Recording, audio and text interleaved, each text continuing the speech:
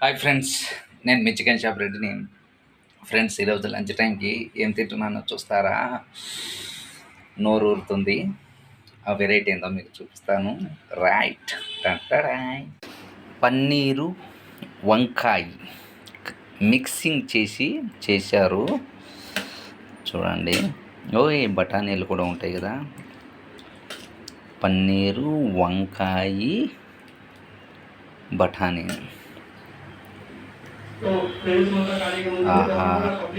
చూడండి, నోరు అట్లా ఓ పట్టు పడతా.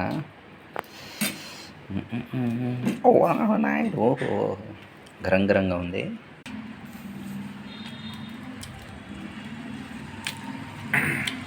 పన్నీరు వంకాయ అదిరిపోయింది.